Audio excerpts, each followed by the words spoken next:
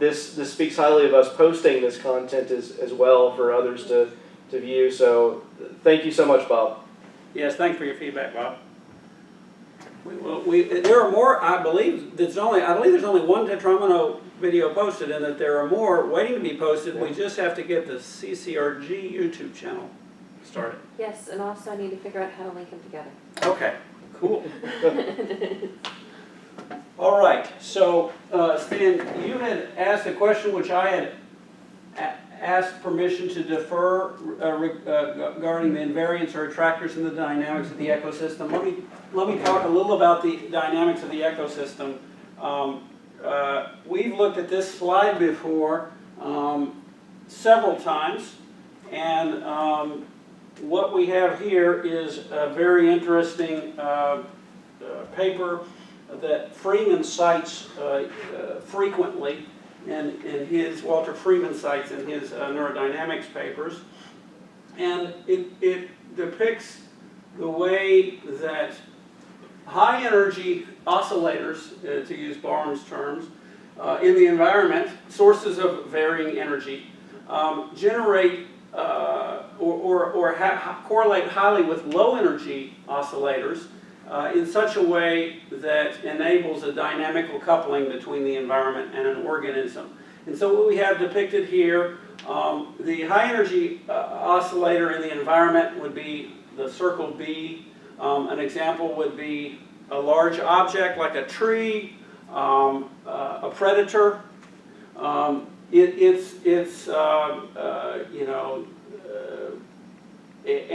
then the low energy would be information, such as an odor, the predator's odor.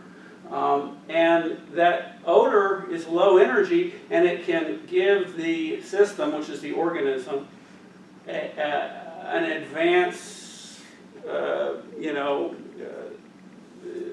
warning of the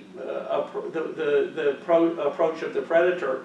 And in Barham's words, the predator's goal is to become thermodynamically coupled with its prey, in which case the coupling is direct. And the prey, of course, needs to avoid that. So the odor is a level of something in the environment that is coupled to a unit of perceptual capability, which he calls an epistemon. It's an oscillator in the, and it would be such a neural assembly that forms an attractor that corresponds to that odor, for instance. And then it can be linked to an adaptive response that is homeokinetic or homeostatic, as the case may be. Now, I've taken this diagram and altered it a little bit with Gibson, and I believe it holds up pretty well. So a high energy oscillator in the environment would be the surfaces, the objects that have surfaces, and then the light that's ambient, that contains information about those surfaces would be low energy. And then that low energy oscillator can couple with oscillators in the perceptual system, and then within the organism we have mechanisms for selecting action, and that determines interactions in the environment. So the light reflecting surface could be, what was the example we were using? The chair, and we can detect the affordance this way. So I think for me the invariant, when I say the invariant might be an attractor in the dynamics of the ecosystem, this is a picture of what I'm getting at. I don't know if this. What's the invariant? Well, any invariant might that allows us. Invariant is structure in the, for instance, ambient light that the perceptual system picks up. So here, what would it be? A circle? No. For instance, if the light reflecting surface is a chair, the surfaces of a chair, then there are certain features that give it an affordance for sitting. There are certain features that we recognize. Okay, it's got a flat surface. It's got a degree of rigidity. It's got a size relative to the organism, the knee height and so forth. And invariance would be features of the optical array that specify that property. Okay. And so there's an energetic, a dynamical description of the optic array. So the invariant, each such feature is an invariant? Feature is hard to, invariant is more of a principle that describes the lawful way in which properties of the light will change, that allow us to know that that's a chair, even though as I move around, the structure of the light changes. Something about it stays the same. And that's what our perceptual system picks up. Last summer, Sean and I had a conversation, and I didn't pick up on your question until I listened to the recording a few weeks ago. But it was about how can you talked about the way the color of snow changes as the light passes over it. It might be pink, or it might be dark, or deep gray, or bright yellow or white, or different colors. How does and I think when you were asking your question, you were seeming to suggest, well, if the input is different, but I'm still perceiving it as snow, then my brain must somehow be creating the snow out of those different inputs. I don't know if you were suggesting that or not, but you were struggling, I think. I can't remember all the context. But in any event, it made me realize that it's a good way for understanding invariance as what persists while other things are changing. And think of what an attractor is. What persists while other things are changing? So would it be what can change and the snow can still maintain its identity as being snow? Perceived. Perceived, yeah, exactly, perceived. Okay. Yes. So if it melted, that would be something that would violate the invariant of... That would be, in the perceptual sense, in the language that Gibson uses, that would destroy the snow. Right. Okay? In physics, say, oh, it's just a state change, and so forth. Gibson says that's useless for perception. Yeah, exactly. Yeah, it's destroyed, quote unquote, in his and so, but back to the attractor. Think of an attractor, if you will, as what is it's a pattern in activity which might otherwise seem random.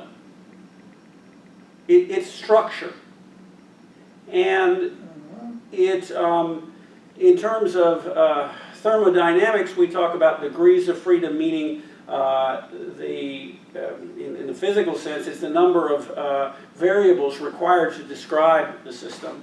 And when you have organization or order in the sense of entropy versus order, you are reducing the degrees of freedom, and it requires less information to describe the state of the system because there's some constraint. Yes. And so an attractor is the formation of such a constraint on the possible states of what the light can't just change in any arbitrary way if we're in a terrestrial environment. It can't just go from just in the same way that mathematical functions can have a continuity that tell us something, or a differentiability, that those are invariants in kind of in a sense that Gibson means, that they allow us they give us information about what can happen next. If we know the function at a certain point, what it can do next, and so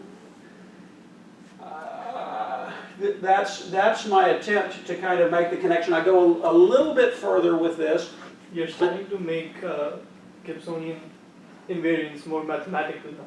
Well, I don't think I'm making it more mathematical, and I'm not. I mean, I kind of had my own aha about this at one point, and then I find out that lots of people have already said aha, and then spent 5 or 10 years doing quality research on it, or developing theories and so forth.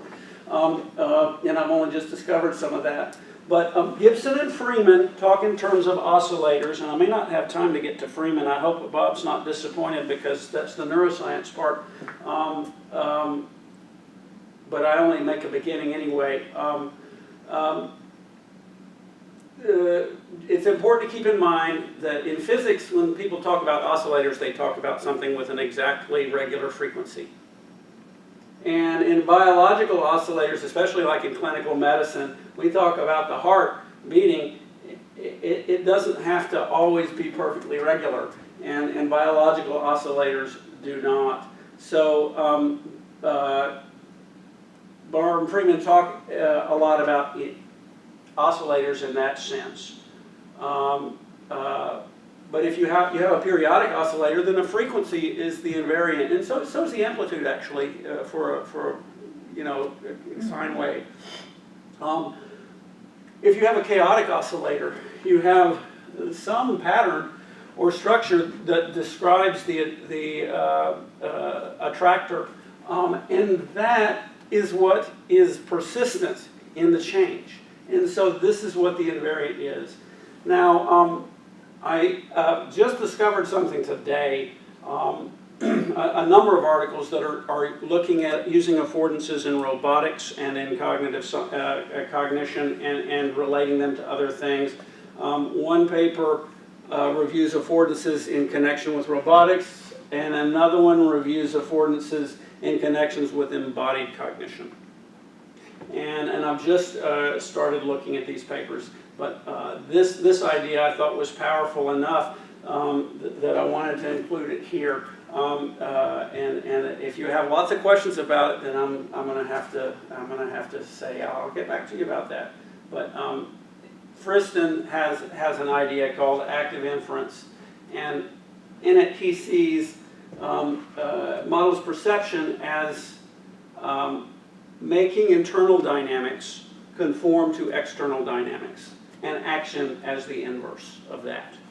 And so I think this is something that's concordant with the idea that I'm pursuing here about the dynamical interaction between the environment and the organism, both in evolutionary time, developmental time, and in daily living time, as being part of a series of influences that organizes the interactions in an adaptive, biologically adaptive way. Okay, so You mentioned, well, actually, go ahead. Actually, 2 things. So one, did we want to ask Bob if there was something specifically he would like to talk about? I mean, he said like he was really looking forward to the affordance, affordance section. Yes, let's ask him. And maybe there's a discussion point. Ask him. Bob, are you still there? Yes, I assume that's Sean, and I am still here. I think it's running late, and I imagine people in Memphis are anxious to get to dinner. I have no idea what your temperature is out there. I've got more energy, but I'm guessing.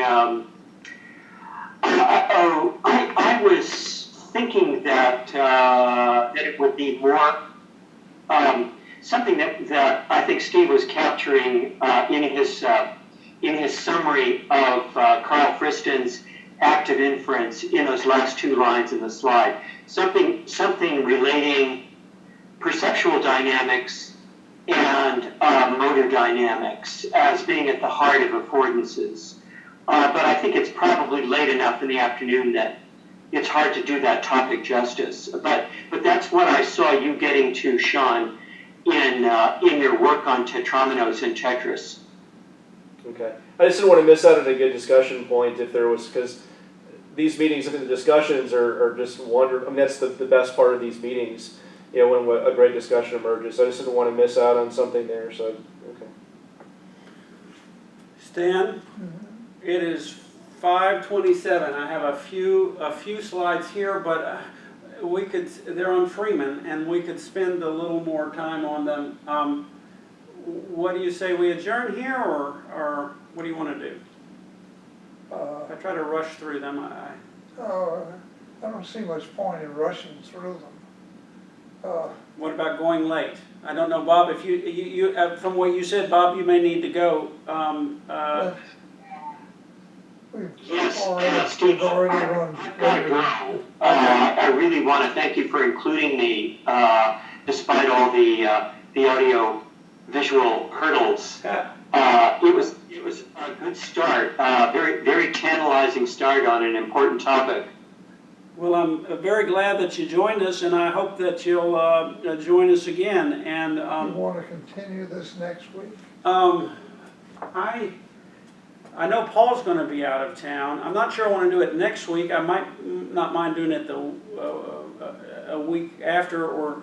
You wanted to be on next week anyway, didn't you? Yes, I can go next week. Okay. All right. Yeah. Let's. So This will be continued, and we won't wait 10 months this time. Yeah. I promise. I won't have a hip replacement and For me, I can remember struggling with this the last time, and I'm having to struggle with it again, but it's beginning to clear up a little. Yeah, and I think if we hit it again within a few weeks, won't. Okay. That's what I think. Okay, I guess then we're going to stop. Thank you, Bob. Thank you, Steve. Yeah. Thank you. Yeah. Thank you, everyone. Okay. Expansion Star Wars titles. Oh, okay. I didn't see these comments when he typed them. He talked about the expansion to Star Wars titles. Yep, that's a good optic flow. And then he put, or monkeys moving Tarzan style through the vines. Oh, that's optic flow for sure. Okay. All right. Stop recording. Oh, thanks for something. Okay, and thank you, Bob. Bye-bye. The other thing I was going to bring up was where you have a bullet in one of the earlier slides saying that the eye is not a camera.